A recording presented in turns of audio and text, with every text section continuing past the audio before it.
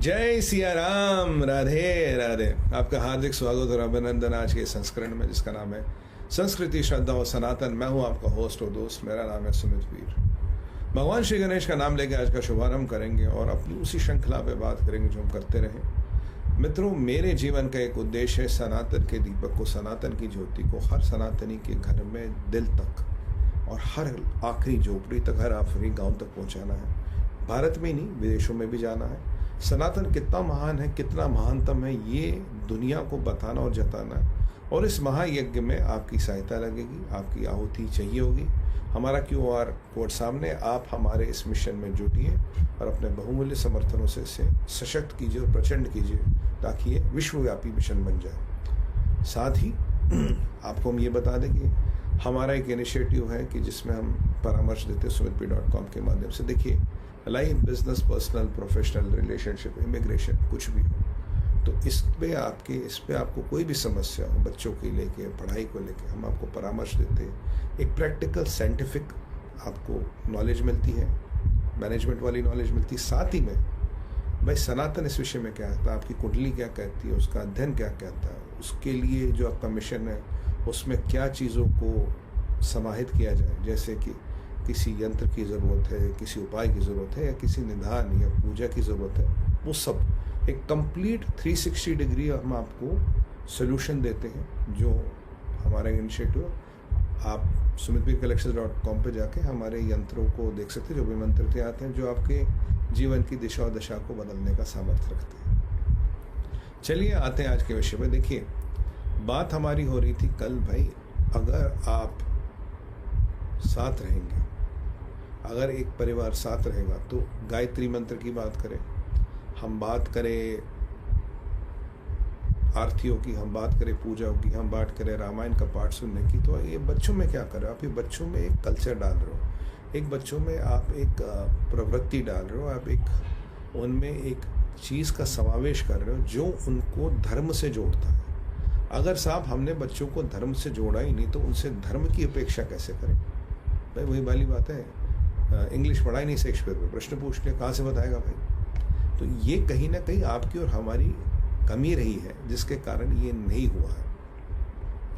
बाकी मैं मानता हूँ कि धर्म से जोड़ने का काम, धर्म की शिक्षा को, मेन शिक्षा जैसा काम, ये बड़ा ज़रूरी है।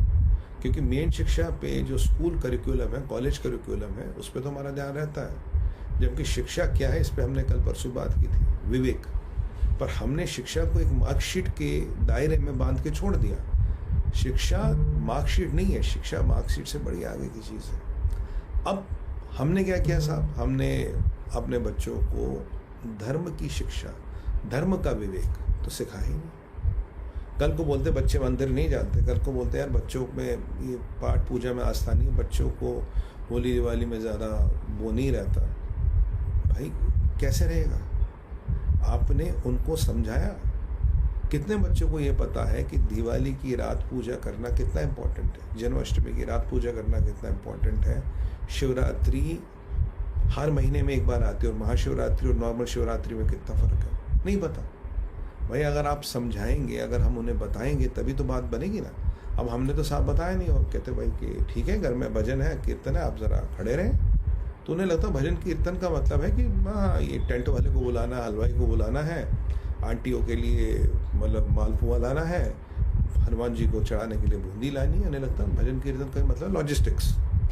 जबकि उसकी भावना क्या है, उसके पीछे के कारण क्या है, ये तो साहब हमने कभी बताया नहीं। इन चीज़ों को बताना ज़रूर है। अब हम अगर बच्चों को, सुनिए, बचपन से अहिंसा नहीं सिखाएंगे, बचपन से एक अपने जो बुजुर्ग हैं उनका आदर करना, एक प्रकृति का आदर करना, एक अपने जीव जंतुओं का आदर करना नहीं सिखाएंगे। अगर जीव जंतुओं का आदर ही नहीं सिखाया, जीव जंतुओं के प्रति हमने उनको संवेदनशीलता ही नहीं बनाई, उनके लिए तो फिर भाई मांस खाना है, उन्हें क्या फ़र्क पड़ता है? उन्हें मांस तो खाना है भाई, वेस्ट में खूब खाते हैं, हम भी खाएंगे। यहाँ तो मतलब छोड़िए, मैं उसमें नहीं जाना चाहता। बट अगर आप उनको सिखाएंगे, अगर हम अपने बच्चों को बताएंगे भाई आपको गौ माता की सेवा करनी है। अब गौ माता की सेवा पहले तो शायद अटपटा लगे, पर कुछ दिन आप सेवा करेंगे तो आपको लगेगा इसका भाई इम्पोर्टेंस क्या है? अब उस गौ माता की सेवा जो बच्चा करेगा, मुझे बताइए वो मांसाहार करेगा? बहुत कम चांस करेगा। बट अगर आप गौ माता की सेवा करोगे, साइंस ये कहता है कि ये स्टडी की गई, जो बच्चे बचपन में जिनको वॉलंटियरिंग कराई जाती, समाज का काम, देश का काम, धर्म का काम, उनमें लीडर बनने का चांस बाकियों से लगभग 20 गुना ज़्यादा होता है, 20 से 25 गुना ज़्यादा है। अगर मेरा 1 है तो उनका 27 है, 26 है। तो अगर बच्चे को लीडर बनाना है तो उसकी शुरुआत तो बचपन से करनी है भाई। 8वीं से इसकी कोचिंग में उसकी कोचिंग से डालने से कुछ नहीं होगा। मेन इम्पॉर्टेंट है व्यक्ति का व्यक्तित्व कैसा बन रहा, व्यक्ति की प्रवृत्ति कैसे बन रही, व्यक्ति कैसे बन के निकल रहे हैं। देखिए, अगर अशोका को लगा कि भाई अब बहुत कुछ हो गया, अब रोकना पड़ेगा, क्यों? कहीं ना कहीं एक शिक्षा थी, कहीं ना कहीं एक चीज थी जिसने कहा बहुत हो गया। मैंने आपको कहा था बड़े राजा महाराजा जब युद्ध से आते थे फिर हवन करते थे, प्रायश्चित करते थे, जबकि युद्ध में अगर उन्होंने किसी की हत्या की वो तो धर्म है, पर जीव हत्या तो हुई। भगवान श्री राम को और भगवान लक्ष्मण को भाई यहाँ ऋषिकेश आके प्रायश्चित करना पड़ा था लक्ष्मण जी को। लक्ष्मण झूला इसीलिए तो कहते हैं, लक्ष्मण झूला के पास एक मंदिर है जहाँ लक्ष्मण जी ने कई साल तक तपस्या की। क्यों? क्योंकि ब्राह्मण यानी कि रावण की हत्या करनी पड़ी, जबकि रावण की हत्या धर्म के लिए हुई थी, पर रावण ब्राह्मण थे, ब्रह्म हत्या हुई तो उनको प्रायश्चित करना पड़ा। भाई अगर भगवान राम और भगवान लक्ष्मण को प्रायश्चित करना पड़ा, आप और हम उससे ऊपर है, पर वो ज्ञान तो हो, वो लॉजिक तो पता हो। जब वो लॉजिक ही नहीं पता तो कैसे करेंगे? भाई अगर हम बच्चों को कर्म नहीं समझाएंगे, भाई कर्म मतलब हर चीज का एक रिजल्ट आता है, एक इम्प्लीकेशन आता है। जब तक ये नहीं समझाएंगे तो बच्चा करेगा कैसे? उसे लगता जो मैंने कर लिया बात खत्म।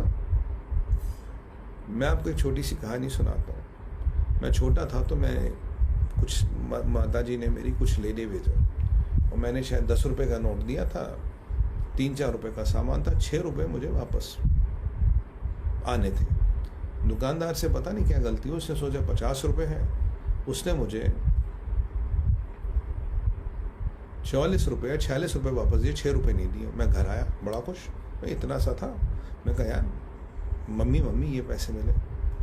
तो मेरी मम्मी ने पैसे लिए। मैं कहाँ से लाया? बोले पड़ोस में दुकान थी। तो मुझे वहाँ लेके कह रहा भाई साहब ये आपके जो पैसे हैं, आपको 6 रुपये देने थे, आपने 46 रुपये दिए। तो मैंने कहा, मुझे बुरा लगा। मैं कहा यार इसमें तो बड़ा क्रिकेट का सेट आ जाता मेरा पूरा। मम्मी ने कहा बेटा बात सुन, अभी देगा ना वापस तो 40 रुपये तूने वापस किए, कोई बात नहीं। कुछ साल बाद देगा तो 400 देने पड़ेंगे, कुछ साल और हो जाएंगे 4000 देने पड़ेंगे, कुछ साल और हो जाएंगे 4 लाख देने पड़ेंगे, कुछ साल बाद और देगा तो 4 करोड़ देने पड़ेंगे। इसका सूद बढ़ता जाएगा। ये तेरे हिस्से का पैसा नहीं, तेरे भाग्य का पैसा नहीं। अगर गलती से भी तेरे पास आ गया तुझे वापस करना चाहिए। तो उस दिन मैं समझ गया कि किसी का पैसा रख के या किसी का पैसा लेके आपका कभी भला नहीं हो सकता। अगर यही हमारा हर युवा समझ, मैं प्रणाम करता हूँ अपनी माता जी को जिन्होंने मुझे ये समझा, और अब भी मेरे ये कहीं ना कहीं दिल दिमाग में बिल्कुल है। उन्होंने ये समझा, मुझे ले गई हाथ पकड़ कर पैसे वापस कर, उन्होंने पैसे वापस किए। मन तो करता बहुत आपसे बातें करता हूँ, पर समय की सीमा है। याद रखिए, इस देश धर्म के महाकुंभ में आपको आहुति जुट देनी, आपको जुटना है। QR कोड आपके सामने है। और जो हमारा परामर्श है, कंप्लीट 360 डिग्री सोल्यूशन है, business, practical management, practical solution. भाई देश विदेश में क्या होता है, उसके अलावा सनातन, मंत्र, यंत्र, पूजा, निर्धारण, कंप्लीट पैकेज हम देते हैं। और हमारा मिशन है कि हर घर में हर दिल तक सनातन को ले जाए।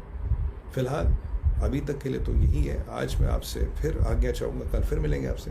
फिलहाल अपनी वाणी को मैं यही विराम देता हूँ और आपका आशीर्वाद हमें प्राप्त हो, माँ भवानी की कृपा रहे, ये इसमें अपेक्षा करता हूँ। भारत माता की जय, वंदे मातरम। ओम नमः पार्वती पतया, हर हर हर महादेव।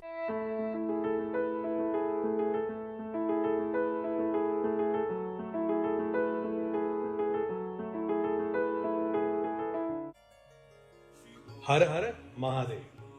सनातन न कभी शुरू हुआ था और ना ही कभी खत्म होगा। इस धरती पे जन्म लेके मैंने सिर्फ एक संकल्प लिया है, अपनी संस्कृति को समझूं, श्रद्धा से जीऊं और सनातन की अग्नि को हर मानव तक पहुंचाऊं।